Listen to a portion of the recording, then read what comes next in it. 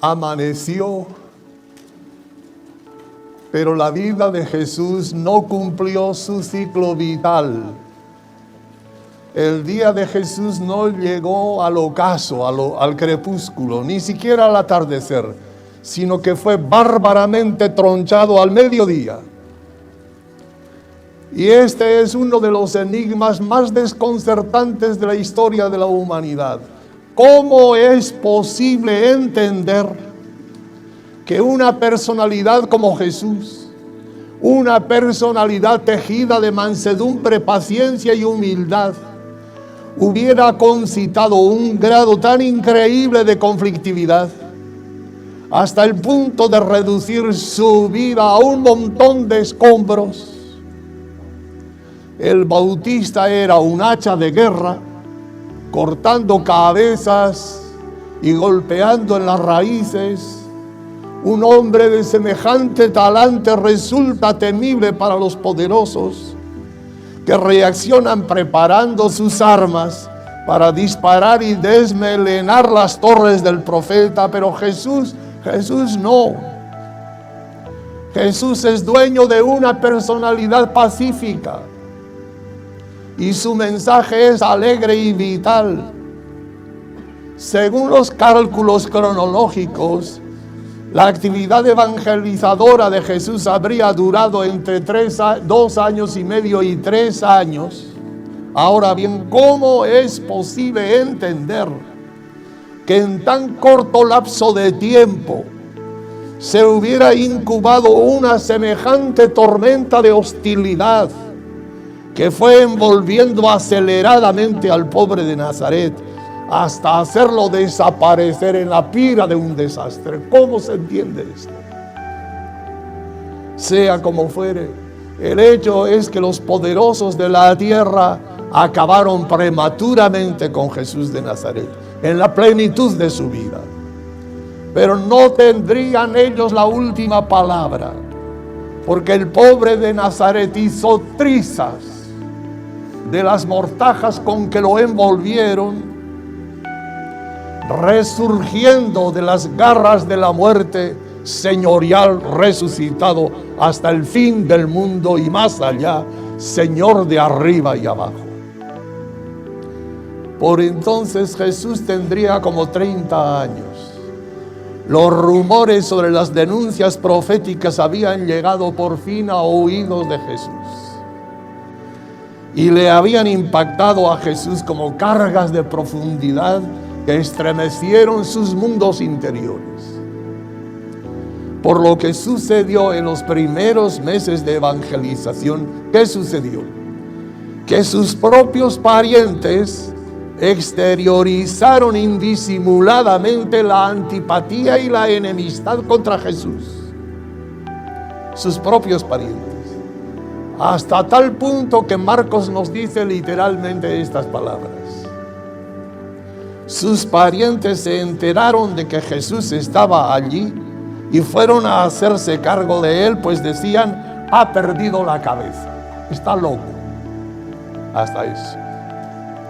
Y Jesús llegó a decir: un profeta solo en su tierra y entre sus parientes y en su propia casa carece de prestigio. Y el evangelista agrega estas palabras: y no pudo hacer allí ningún milagro. Y estas otras palabras: se maravilló de su falta de fe. Ahora bien, un sentimiento tan arraigado de hostilidad no nace de la noche a la mañana. ¿Cuál podría haber sido la causa que originara y explicara esta hostilidad? La familia de Jesús, tíos, parientes en general, debió ser bastante numerosa según los datos evangélicos. Esta progenie tan extensa, por ejemplo, no debió comprender sino censurar cuando Jesús abandona su casa y se va a alistar al discipulado de Juan el Bautista. Es probable que sus parientes le echaran en cara a Jesús su celibato cosa, un algo absolutamente incomprensible para la mentalidad de aquellos tiempos, seguramente debieron entrometerse con él en sus salidas de noche a los cerros y montañas para estar con el Padre, como sucedía en los días de evangelización. Por un conjunto de cosas, Jesús debió aparecer ante sus parientes como misterioso, extraño, quizá raro. Solo así podríamos explicarnos el desafecto que sus parientes exteriorizaron hacia él cuando Jesús ya era objeto de una gran estima popular. El pobre de Nazaret debió sufrir mucho por esta situación.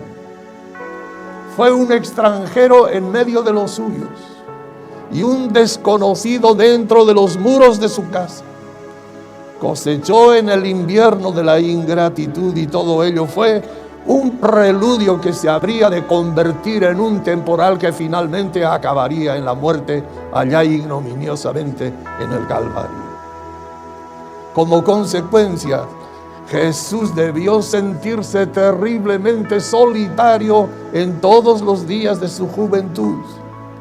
Si nadie lo entendía, ¿y quién lo podía entender? La consecuencia era una fría soledad. ¿Qué comunicación podría haber entre el Hijo de Dios y aquellos vulgares vecinos de Nazaret? ¿Qué había de común entre ellos?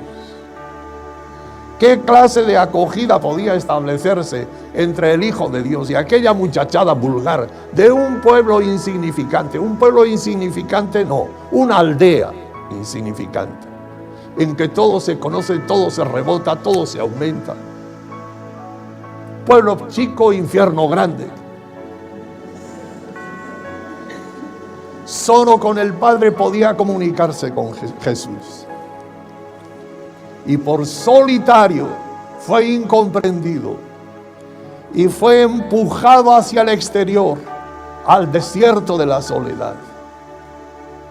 Y esta soledad no era romántica, era una soledad dolorosa. Por eso él puede sentirse maestro del dolor. Todos ustedes que están abatidos por los problemas de la vida, que han sido incomprendidos, traicionados, todos ustedes que han sufrido las saetas de la calumnia, de la incomprensión y de las medias verdades, todos ustedes sepan que yo he vivido todo eso y tengo una palabra que les dará consolación: vengan conmigo.